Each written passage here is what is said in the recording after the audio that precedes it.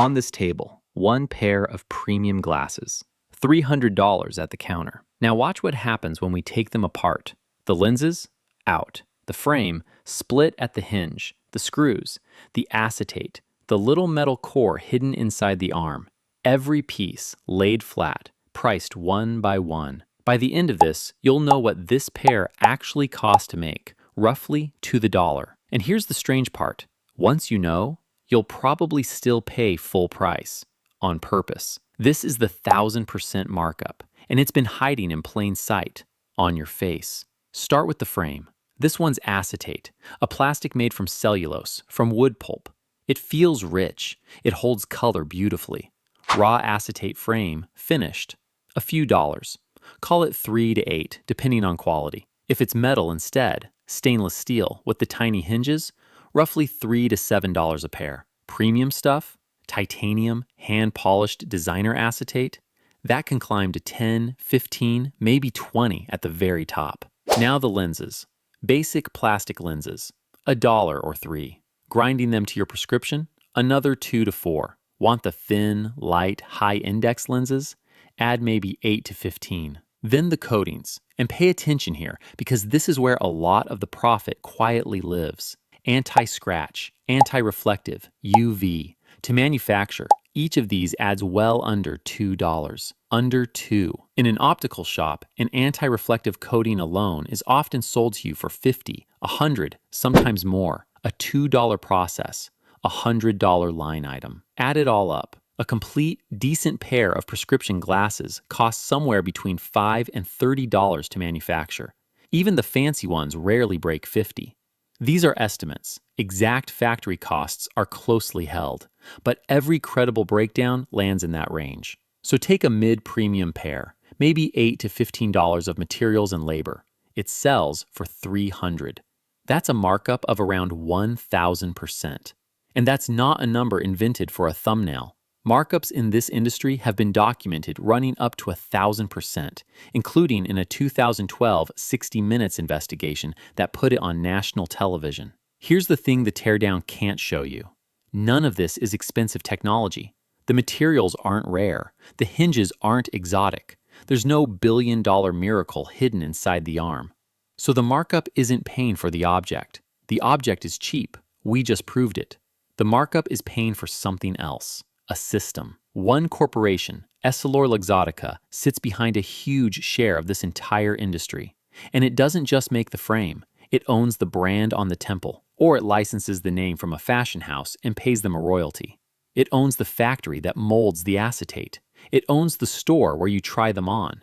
And in the United States, it owns one of the largest vision insurance companies, iMed, with tens of millions of members. Walk that chain again.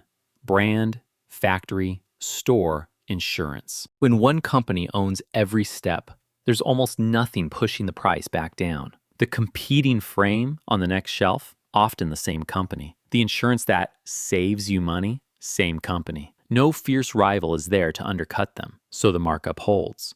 But owning the supply chain doesn't explain why you don't revolt, why you don't just walk out. The real trick isn't in the factory, it's in your head. Glasses are what economists call a Veblen Good. For most products, raise the price and people buy less. For a Veblen Good, raise the price and people want it more. The price isn't a cost, the price is the appeal. Cheap sunglasses feel cheap. The $200 pair feels like quality because it costs $200. And the company knows this exactly. In that 2012 60 Minutes segment, the head of the company was asked, point blank, about the prices. His answer? Everything is worth what people are ready to pay. That's not a slip. That's the whole business model in 8 words. The markup isn't hidden from you. It's aimed at you. They don't need to trick you into paying $300. They need you to feel good about it. And when someone tries to break the spell, it's harder than it looks. The cost truth isn't even a secret. The man who founded Lens Crafters said it flatly years later. You can get genuinely good frames for $4 to $8. Designer quality ones for around $15. He called the high prices a ripoff. There's also a quieter reason you don't flinch. Insurance. If a vision plan covers part of the bill, you never see the real number. You pay a $40 copay and walk out feeling like you got a deal. The The $300 sticker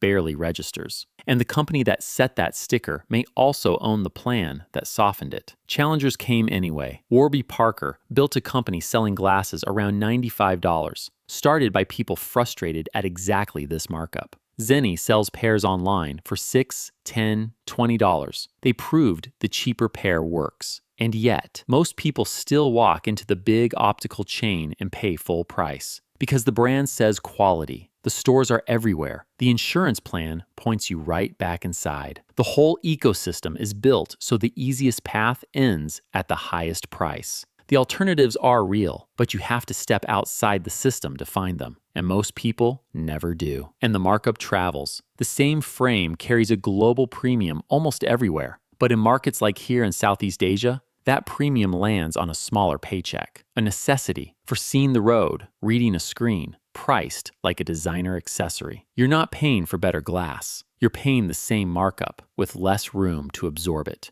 So, back to the table, the pieces laid flat. $8 of acetate and steel and ground plastic, maybe 15, and a receipt that says 300. That gap, that 1,000%, was never locked in a vault. The company is public. The brands are right there on the wall. The cost was sitting in the materials the whole time. The markup wasn't hiding from you in some warehouse. It was hiding in plain sight, on your face. So the next time a frame feels expensive enough to be worth it, remember what it's actually made of, and ask who taught you that the price was the point.